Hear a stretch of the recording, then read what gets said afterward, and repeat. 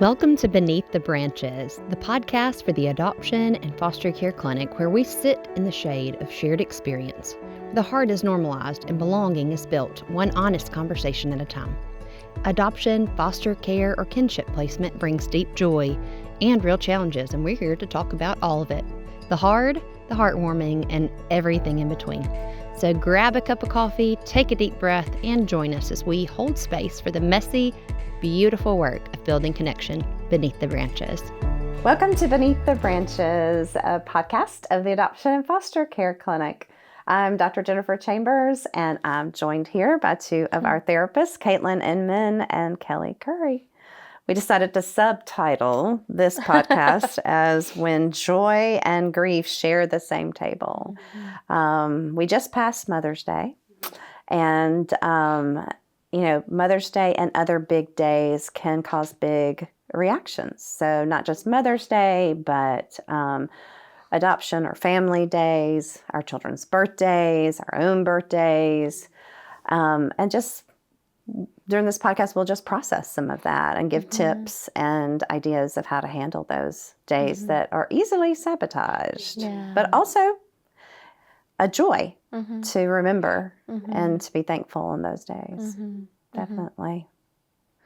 First, I'd like to kind of just hear from you guys. You guys are adoptees yourselves from different backgrounds. I'd love to hear kind of how either of those three, Mother's Day, your birthday, and Family Day, was for you, and what thoughts you had on those days, how that's changed over time as you were growing up.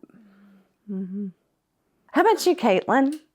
How about just kind of, what kind of meaning did these days hold for you? But the good and the bad, kind of younger and now. Yeah, they're all really layered. I will start with the easiest one, which would be Family Day, the three you mentioned. Family Day is easy because we didn't celebrate it.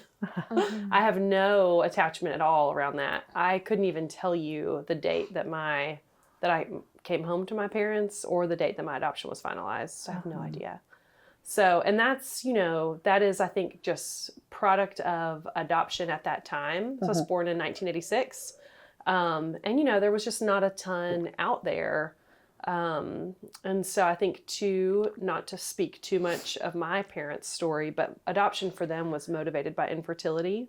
So they brought a lot of grief into becoming parents, which, that was out of their control to a degree. But I think adopting was kind of like a end point on this desire to have children. So once kids were in their home, it was like, and now we're parents and that's it. It was not like, we're going to circle back and talk about adoption regularly. So honestly, I would be shocked if my parents knew the day, any of those dates, or had those committed to memory. Because I think for them, the goal and the importance was becoming a family, not necessarily those markers for me individually. And they didn't know. Nobody told them. Nobody told them that those would be important or things that I might want to know. So I do enjoy, like, the families I work with here and the adoptive parents I work with, being able to offer that to them, like how important a timeline is for an adoptee, like being able to put some of those pieces together and know things like Family Day. So that's, kind of how it's morphed for me over time. But as a kid, it was not even a thing. Yeah. What about you, Kelly, on Family Day? Maybe we can talk Family Day first, the three of us. Yeah. Kind of the same, Really? I remember, I don't know if you remember this, but we used to do an all-day training at the original International Adoption Clinic. And I was up talking about like identity development. And as part of that training, I used a lot of my story and a lot of my timeline. And so I was talking about how January 8th is the day I came home and, blah, blah, blah. And they were like, today's January the 8th. Like the people in the audience were like, today's January the 8th. And I was like, well, it's just another day because we never celebrated that either. And so I think that with my parents, of course, they adopted internationally. So we were a transracial adoption. It was adopted into a white family. And they also dealt with some infertility. And I think that, my parents did a lot of really great things and a lot of things right. Like, when around the same time when we came home, like, again, the resources weren't out there for families. Because you were born in what year? 85. Yeah, that's not much a little out there. older. It's important to put that on record. But yeah, there weren't resources for our families, you know, but they, as far as attachment style parenting, as we would say, like right now, they did that, which is pretty incredible because that is not it wasn't traditional parenting. It wasn't traditional parenting, But as far as like celebrating my family day or teaching me about my first culture, or really talking a lot about birth family, that didn't happen a ton. Now I do remember, and I remember it like it was yesterday, like my mom set me down at the kitchen table, and like just like showed me all of my adoption paperwork. And I was little, I was probably 3, you know, and just like let me walk through it with her and like, you know, see the pacifier that I came home with and all of that. So they did that really well, just like talking to me about my story. But as far as like, you know, celebrating Family Day or just not celebrating, but acknowledging Family Day, or really acknowledging birth family, that didn't happen often. Yeah. And you think that's a positive or a negative? Oh, I definitely think a negative. For me, it was a negative. Like I was just telling somebody this the other day. It wasn't until I was like, I don't know, in my mid to late 20s and had filled out enough professional documents on my own that I finally could tell people the city I was born in. But like for the longest time, people would be like, where were you born? I'd be like, oh, Virginia. But I didn't know the city. And it's like just all these gaps and holes that you have in your own timeline. It feels like it creates this big mystery and this almost this like sense of disconnect to who you are in the world or how you even got here, you know? It's like you have nothing to tether you. And that pieces of information just provide some like stability and security about like the events that took place in your life that led you to where you're at, you know, that are given freely to those born into biological families. And, you know, that's family history and it's, you know, everyone knows it. Yeah. And you lose some of that when your adoptive parents don't like shepherd your story well. You know, they're the keeper of those details. So that is something that I think is important for adoptees to have. And, you know, not all adoptees feel the same. I think that for some adoptees, that is probably really important. For some adoptees, maybe not so much. But I just think in general, there's so many unknowns for us. For both kids in foster care and kids who have been adopted, there's so many unknowns. So any thing that you can put on paper as true or fact or probable is just really important. It kind of helps put some of those like missing puzzle pieces together when there are so many for us. And you should assume that your kid wants that information. You I know, was just that's about to say the same thing. Yeah. Like when you don't know, what do you do? You gather it, you write it down, you know, and if they are not interested in it, at least they have it, you know. And you continue to take note and write their story. Yes, and I guarantee at some point when that adoptee, if they choose to start their own family, that, like, I remember that process for me brought on a whole different level of like, you know, processing my adoption when I started a family. So like, it may not be important now. It may not be important until they're 35 and they're having their first baby or whatever that looks like, you know, but you are the keeper of that story as a parent, as an adoptive parent. Yeah, because you're not done with processing your adoption. When you're graduate high school. Right. There's still some pretty major milestones coming. I still process it now. You know, like there's still aspects that I think through as somebody pushing 40. So I had the benefit of learning from people like you guys when we adopted, because we adopted in 2005 for the first time. So there was a lot more out there. So I knew that Family Day was going to be important just from kind of hearing you guys' story, because that was like 20 years later. So a lot of the adoptees had grown up, especially the early, the international adoptees had kind of grown up and been able to voice their opinion for moms like me. So it was always a big deal for us. We always celebrated. It's kind of like another birthday. We didn't give gifts. Some people do. We did Chinese food. My kids are from China.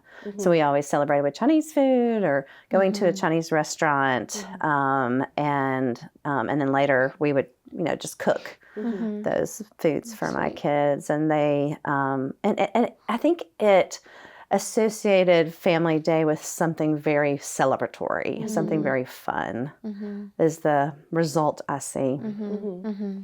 And I don't know how it is for your girls. I mean, it sounds like that experience has all been positive. I always try to caution families around that because for some kids, for some years, it may not feel happy, you know? You're right, And just like creating the emotional space for them to like, well, I hate this Family Day, you know, like just giving them the ability to do that. Yeah. Where instead of celebratory Chinese food, it's comfort Chinese food Right, today, you know, yeah. or whatever. Exactly. You know, we had to walk that line with my last adoption because she was older at adoption, and so there were mixed feelings. And so it wasn't, I remembered that, and I'm glad you mentioned that, like the first few years weren't as celebratory, Yeah. but they always want to go out to eat. So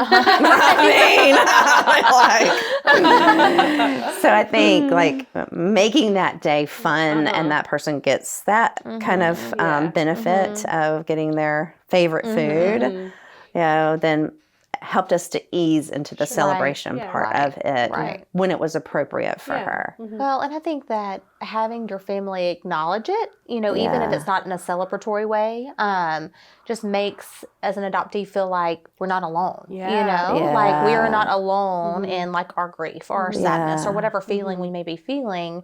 Our families are like walking it with us, you know, even if it is grief or anger or whatever emotion, you know, we may be feeling at the time, at least acknowledging it, I think is really, really important. It gives permission, you know, and that's kids need permission to express hard feelings because so many of the kiddos I see, I know, are concerned or fearful that their hard feelings about their adoption is going to hurt their adoptive parents. So they, you know, they conceal those things or they don't share them as openly as maybe they want to. So when you acknowledge, you give them permission. And that's so powerful. And it creates so much connection. Yeah, like it's not a big deal for me to talk about this, and it gives them that permission later to bring that up, definitely. It's interesting, too, how different people think of different things on Family Day. Like, for a couple of my kids, you know, I it's just kind of between us and the kids. But, like, for my oldest, I definitely think of her foster mother because her foster mother knows that date, too. You know what I mean? Where... and so that we usually reach out to her during that time because that was a hard day for her too. Yeah, absolutely. So why don't we touch then on either birthdays or Mother's Day of how we, maybe Mother's Day, like, because y'all definitely, you've told me before that has changed over time. How has that, how was it? How is it now? Has that changed? Caitlin? Man, it's so hard. It's really hard for me to remember specifically. Anybody who's a therapist listening to this will like be yelling out my attachment style that I grew up in. It's really hard for me to remember specific details about how I felt as a kid. I'm insecure. I just feel the need to say that now. Been tested. Okay, yes, official adult attachment interview. But it's hard for me to remember really specific feelings about things like Mother's Day as a kid. Although I think it has always had this sense of like murkiness. It has always felt very murky. And I just think as a kid and as like an emotionally intuitive and perceptive kid, I didn't know that I was emotionally intuitive and perceptive, but now like looking back and at the role I ended up playing in my family, I see that was always a part of who I was. And so I think again, for my own mom, Mother's Day for her was very layered, you know, like her own experiences being somebody's daughter, being mothered, her journey to motherhood being, you know, fraught with grief and struggle and joy too. And then just the challenges of being a mother, which are like enough in itself to make Mother's Day feel heavy for anybody who's a mom, you know? And so I think I was very aware of how she felt on Mother's Day, just like could pick up on the emotional sense, temperature. Interesting. And then like my own feelings, Mother's Day for me, as a kid, always led to questions and thoughts about my own biological mother.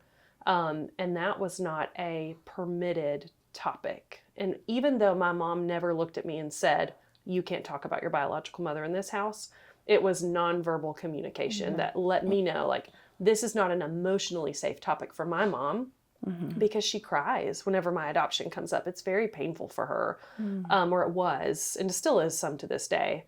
And so there was just this murkiness, like a lot that I was picking up on for her, a lot of my own feelings about Mother's Day and questions that really were not given an outlet or an ability to be talked about. And then also like the expectation of being the kid in this dynamic and like, this is what my mom's wanted her whole life. This is the day, you know, like it was just a lot. It was super complex for me. It's heavy. And I remember as I got older, picking out Mother's Day cards felt so hard for me because it was like, how does a card, it was just, I don't know, it was just so difficult. It felt so heavy and layered. And I think a part of that was because like my own struggle and feelings around Mother's Day were never allowed to be safely discussed. And so like doing something as simple as picking out a Mother's Day card, it felt like it wasn't acknowledging, you know what I mean? Like it just touched on like this weird dynamic that was present and has since transferred into my own experience of Mother's Day as a mother. You know, like it's just so layered. And I'm very aware now. I'm like, man, I don't want to create that same dynamic for my kids where like Mother's Day rolls around and mom is just like their own emotion, you know, picking up on my feelings or whatever's happening anyway. So, but as we mentioned in another podcast, and we'll talk about a lot here as we have the opportunity, I have reunited with my biological family.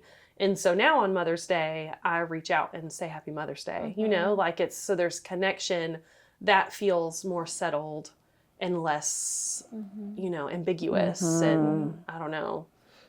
So that element has shifted. Yeah, I think I remember you saying like before, you had more questions on Mother's Day. Who is she? What was she like? You know, and birth family as well. And then now it's definitely more just kind of curious. What are they doing today? What is like she doing how is today? she? Like what's happening? What have the other kids done? Which is lighter. Yeah, it is definitely lighter. Yeah. Yeah, for sure. Would you say the same, Kelly?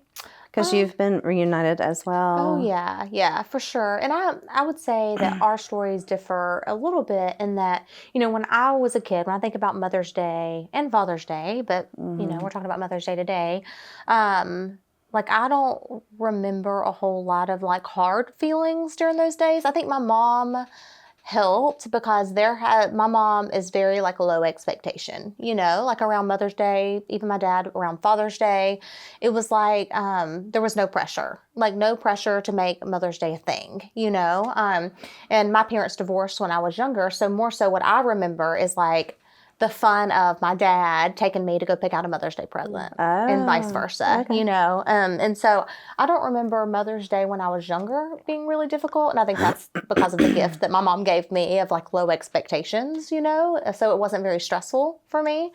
But, you know, as I've gotten older and become a mom, you know, I didn't realize it until, again, I became a mom and had kiddos and, you know, was the one being celebrated is I do have like a lot of tension on Mother's Day. And I would say my birthday too. It's really similar for me. Really? For my birthday and for not Family Day, but for Mother's Day, I kind of feel the same. Like I have the same kind of body feelings. And it's really hard to like, you know, for so many years, it was really difficult to like put a name to it as to why, you know, but I think it's because of, you know, just the difficulty of that day, like what that means. Like, I think that, you know, so many of us still hold a lot of that in our bodies. And so it can feel a little angsty on Mother's Day and my birthday.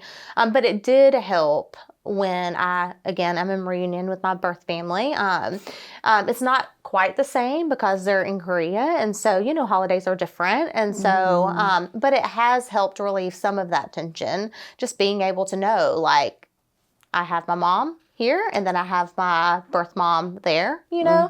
I think that's helped like put together some of the pieces and relieve some of that tension that I felt around Mother's Day. But Mother's Day is still hard. Yeah, you know? it is hard. It's so hard. I mean, I think about our children that are in a fostering situation too. That's really difficult for their birth parents. To because they're sometimes our foster families report that those children are grieving and wanting still their birth mother, even if it was a hard situation. And then the grief that the birth mother must be feeling, it just holds a lot of hard tension. And the foster mom Like, okay, nothing's settled here. This isn't my forever situation, my forever child. So there's so many mixed emotions for our foster families on this date. And for foster kids, like so many people in their life have worn the hat of mother for them. Often, we have like multiple placements. And so confusing. Yes. That is, very and a lot confusing. of loss. Like if you've had multiple foster placements, then you've said goodbye to multiple foster parents. And so just all the loss that's wrapped up in that, like imagining a kid trying to contain that or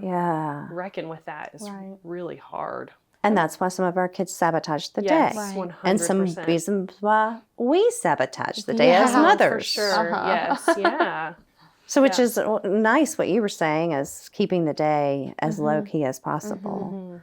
And I really do think that's a gift, and that's what I would like recommend to a lot of the families that I work with is, and I know that's hard for moms, especially moms who've waited so long to become moms, to have that title.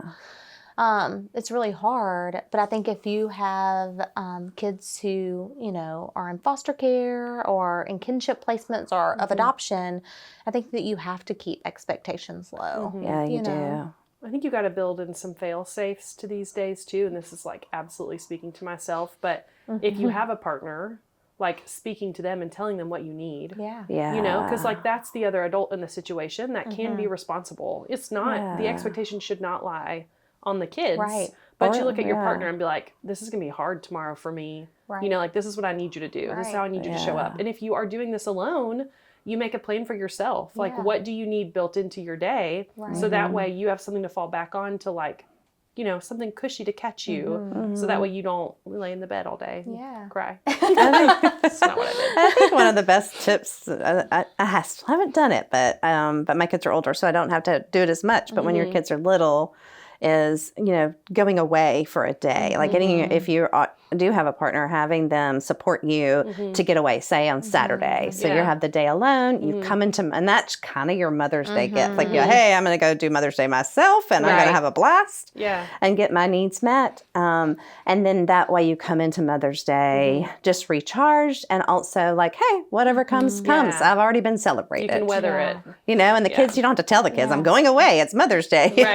But your spouse should know that, or whoever is keeping the children for you that day, so that you feel like celebrated and you've gotten your needs met. Well, and I think moms, again, who are, parenting from adoption, foster care, kinship placements, you have moms as well. And so depending upon like what that dynamic is and what those expectations are, I think you've got to plan ahead for yourself too. That is a very good point. So that, you have a plan for celebrating your mom on that day, because it's already going to be a really heightened day. It's going to be a hard day. So like take some of that pressure off by planning ahead. That's such a recipe for disaster. We've got to travel for Mother's Day. I've got kids who are dysregulated. I'm at my end of my rope. Like this is something else has to happen. This is not going to work. So planning ahead for that is super important. Yeah. There's a really good, she's a therapist. I don't know, I follow her on Instagram. I know you follow her too, but she talks about, she's an older mom now. She's like kind of, her kids are leaving the nest. And she does this whole thing like talking to older moms of like, hey, I love it. You are a mom to a child who's parenting now. So like this day is now about them. And basically like just saying like this, remember what it was like to be in the throes of like the hard days of parenting. So like as an older mom now, what can you do to support just like trying to take this step to like relieve some of that pressure. And I think that's like for young moms who are parenting and feel these heavy expectations from their moms or the people who've mothered them, being able to have some boundaries around what you need and set some expectations. And whenever I read those posts, I like get teary about how amazing, amazing her words are. It's so true. Like being able to say to whoever that person is, like, hey, I love you, but I need Mother's Day to look like this for me, but let's get lunch another day. Like I want to celebrate you too, but like this is what I need for Mother's Day now. Last category that's often hard is birthdays. Oh yeah. Because some of our kids that are not born in the U.S. aren't even sure what their real birthday is. So that can be difficult as well. Do you know your actual birth date, Kelly? Yeah, I do. You I do. Again, adoptee from Korea. I think in general, you get more details with Korean records. Yeah. How accurate those are, that's kind of up in the air. But I did find out in reunion that mine were pretty accurate. And so I was able to kind of confirm my birthday. Yeah. Yeah. Ours were not very accurate. That's so hard. we've had to navigate that in different ways. Yeah. And some of our families have done the same thing. It's just navigating it in different ways. Sometimes just seeing the paperwork helps some kids. Yeah. Yes. I don't know the gosh. date, but seeing the paperwork could help me with this. And it is possible. It's not an easy route, but if you do find out later what the real birthday is, it is possible legally to have it changed. Yeah. Again, there's pros and cons with that. Yeah. So, and even some of our kids that say are from the African continent, their birthdays might be really off. And so, we have a process here at the clinic where we're able to help them get as close as they can to their actual birth date. But that can be very hard. Just a lot of questions, again, which is like a primary question of your identity is, when's your birthday? Right. Yeah. Yeah. Yes. Yeah. Definitely. And birthdays can be confusing for our kids. Yeah.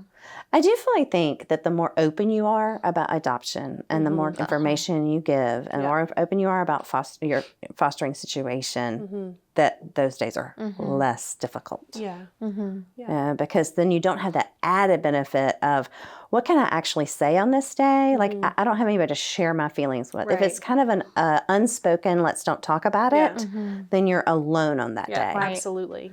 Yeah. Right. Yeah. Right. And I don't know about for you, but I think for my birthday, I think about my birth mom more on my birthday than I do Mother's Day, And that's, and I think part of that is because I learned, I heard her story in reunion about how difficult that day was for her. And so I think about her more on my birthday, honestly, than I do at any other point. That would be the same for us. I definitely think about my kids' birth mothers on their birthday more than other days. Yeah. Definitely. For two of my twins, their birth mother, we do know who she is, and she and I, we chat on that day. Sweet. And it's the day. It's a long story, but in China they oftentimes by the solar system, and so their birthday was on a full moon, and so she will always reach out to me, and we'll both go outside, look at the moon, and text each other and think of each other, and I would not give that up for anything. That's so sweet. It was scary to make that reach out to her, and what are my kids going to think, and is it going to lessen my place in their life? But it's only strengthened my place and their thankfulness. Absolutely. So, and that's so true. I think we'll talk about more. We'll talk more about this in reunion, but walking through reunion and seeing my mom's response to it, her saying oh my gosh, you found your mom, that so much so brought us closer than anything else would have, I think that's so true.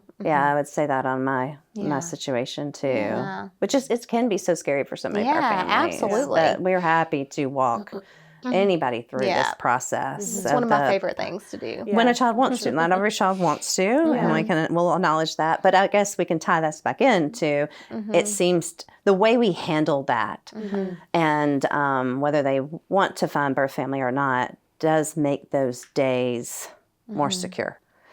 Yeah, not every adoptee or even child in foster care wants that connection with a birth mother, or wants to explore that. But no matter how we handle it, the fact that we're able to let them know this is a topic that we're going to talk about, that it's not something that's not off limits. It's not off limits. Probably that's, to me, one of the biggest indicators of how well these days are going to go. These hard days are going to go, because they're not, all of a sudden they're not alone on these days. They know you're in it with them, Right. Yeah. I think one of the biggest things we see working in the pre-adoption realm like working with adoptive families before they adopt, and maybe even shortly after when they've met a birth mom or baby's about to be born, is adoptive parents feeling threatened. Yeah. By those right. biological Yeah. relationships, you know, because it's so unknown. And I think it feels so scary to imagine that there's another person out in the world that may hold a bond with your child that you're never going to have. Yeah. You know, because you can be mom and you can be adoptive mom, but you can never be biological mom. Right. You know, and that can be so scary for some of our families. Yeah. And I think that fear, just like all of us as moms, when we have fear with our child, we hunker in, you know, and we like draw close and we restrict. And I think it takes our families, our adoptive moms and adoptive families, being aware and doing some like self-checks of like, you know, am I afraid? What am I afraid of? And how is this affecting my ability to be open and give my child permission to talk about these things and explore these things and feel the things that come along with it? Yeah. I just think plays a really big role. And again, what these days look like, your own self-awareness as a parent, you know, of your triggers and your ability to be open with your kid. Yeah. And I think a lot of families, you know, that kind of goes back to like parent coaching. There's, you know, we don't just treat the child. We can also coach parents through this because parents they just need to talk about it. Like some place to express their fears and how do I even go through this journey with my child and, you know, and kind of breaking apart these hard days of what's there and what we can unpack from it to help send a very positive message that we're in it with you to their child. Yeah, there's no shame for the fear. You know, like it's it might be misplaced and it's speaking to something greater that they're struggling with, but there's no shame. Yeah. It's all about like your ability to recognize it and then choose to do something different with it. Yeah. You know? Yeah. And that I think is I know we love both of us when we get to do that hand in hand with adoptive parents. Yeah. Yeah. And talking about all these hard things, and we're kind of like, you know, poking at some soft places for moms. Yeah. I think it's important for all of us to just acknowledge how hard motherhood is and that nobody is perfect. Yeah. And we're all doing our best. And that, like, if Mother's Day sucks for you, can I say sucks? I think you can. If Mother's Day sucks for you, like that is not an indication of how well you're doing as a mom. Yeah. You know, it's not an indication of how much your kids love you. It's just a complicated, layered day. Yeah. And there's a lot of grace for whatever the day is like.